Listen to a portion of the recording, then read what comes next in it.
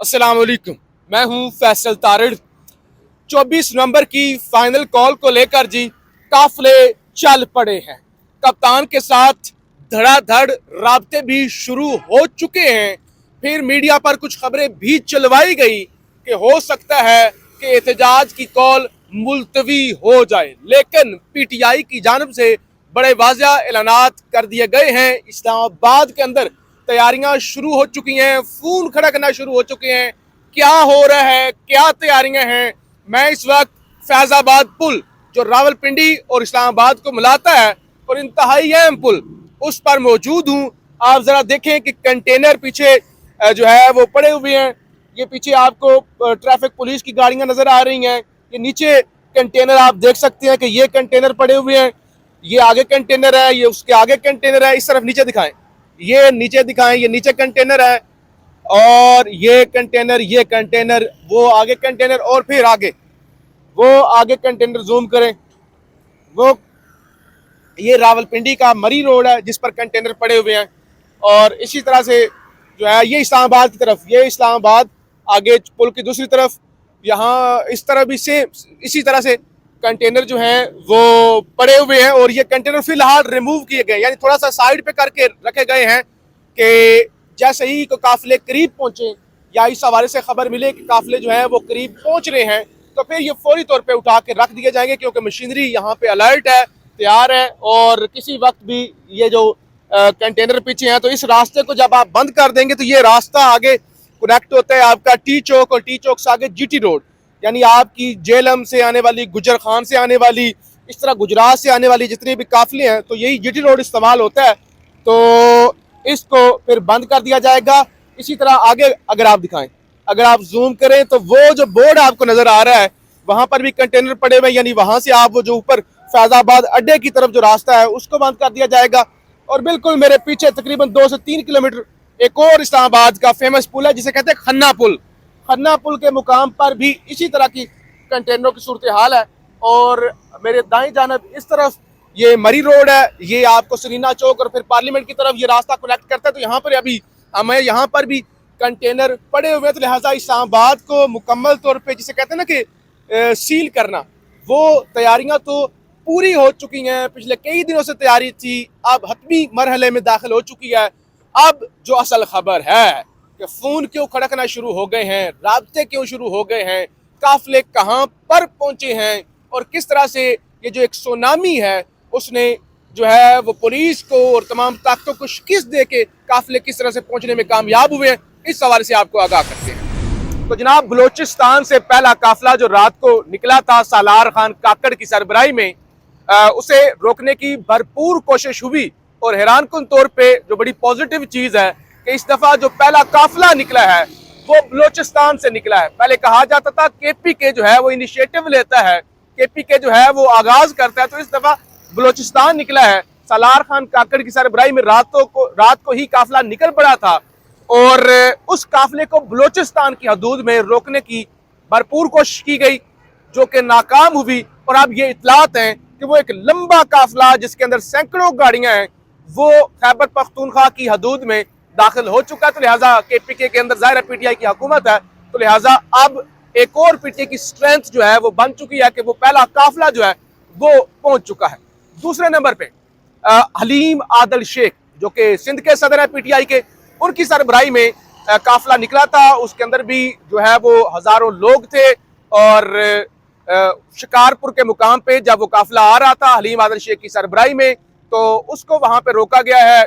और इतलात ये है कि वहां पे जो आपकी सिंध की इंतजामिया है, जो पीपल्स पार्टी की हुकूमत है, उनकी जानिब से वहां पे हवाई फायरिंग भी की गई और इसी तरह ब्रस्ट मारे गए मुख्तलिफ बसों के जो टायर्स हैं उनको, और अब उनकी बसें जो है वो उधर ही पंचर हो चुकी हैं। तो लिहाजा उस काफिले को तो रोक लिया गया है, लेकिन बलोचिस्तान वाला जो काफिला है वो केपीके पहुंच चुका है।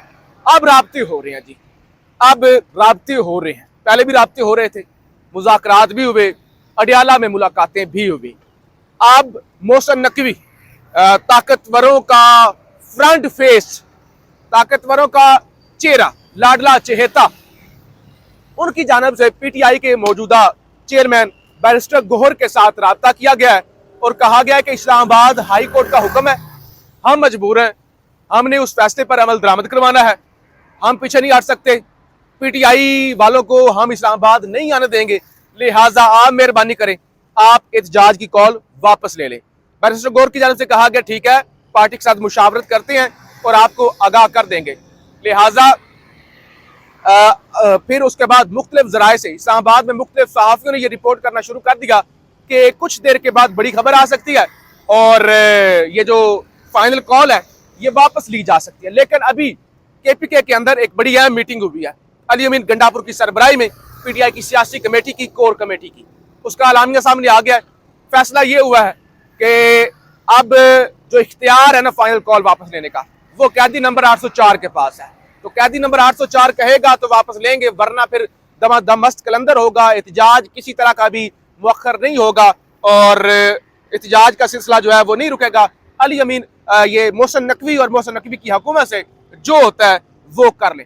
फिर जनाब बुशरा बीबी पर आपको बताया था कि पर्चे कट रहे हैं राजनपुर, डेरा गाजी खान, मुख्तलिफ जगहों पर। वो जो सऊदी अरब के मुबैना तौर पर, यानी बुशरा बीबी ने सऊदी अरब का नाम नहीं लिया, लेकिन इन्होंने कहा सऊदी अरब, तो लिहाजा मुख्तलिफ मौलवियों से भी प्रेस रिलीजें जारी करवाई जा रही हैं कि बुशरा बीबी माफी मांगे, गिरफ्तार किया जाए, ये किया जाए, सऊदी अरब का नाम क्यों लिया, ये किया वो किया। तो लिहाजा वो जिस शख्स ने बुशरा बीबी के खिलाफ FIR दर्ज कराई वो खुद एक क्रिमिनल निकला है। यानी खबर ये है कि बुशरा बीबी के बयान पर नए मुकदमात का सिलसिला जारी। डेरा गाजी खान और लिया में मुहिब वतन पाकिस्तानियों के बयान पर मुकदमात दर्ज। डेरा गाजी खान से मुकदमा दर्ज करने वाला मुहिब वतन पाकिस्तानी रिकॉर्ड याफ्ता और सजा याफ्ता मुजरम निकला। गुलाम यासीन को ज्यादती के मुकदमे में सजा भी हो चुकी है और इसके अलावा जो है वो रेप के मुकदमे में यानी 376 के मुकदमे में नामजद मुलजम है। कत्ल के मुकदमे में 352 में सजा याफ्ता है।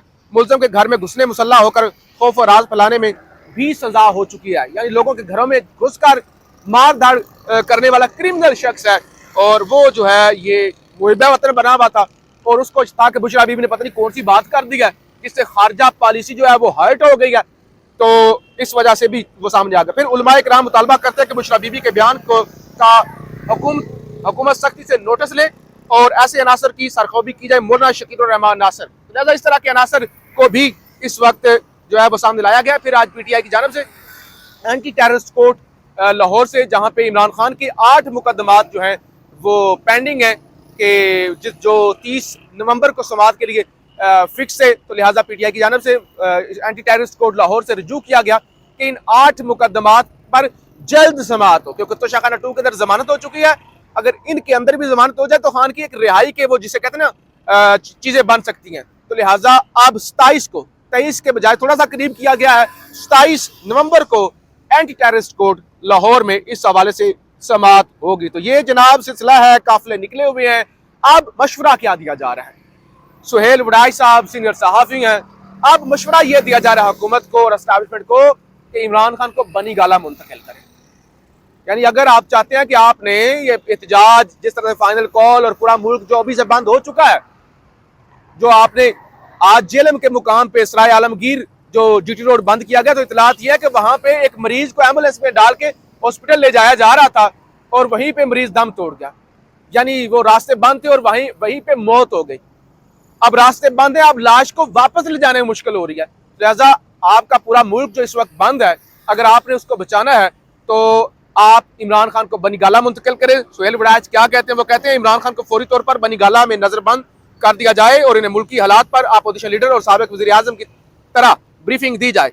वो जिद्दी हैं, खुद सर हैं, मगर गद्दार नहीं, मुल्क से मोहब्बत करते हैं। हो सकता है कि वो कायल हो जाएं, यानी इमरान खान को कायल करें, उसकी मिन्नत करें, तरला करें और बनी गाला मुंतकिल करें। इसके अलावा आपके पास कोई दूसरा ऑप्शन नहीं बचा हुआ। तो ये जनाब सूरत हाल है।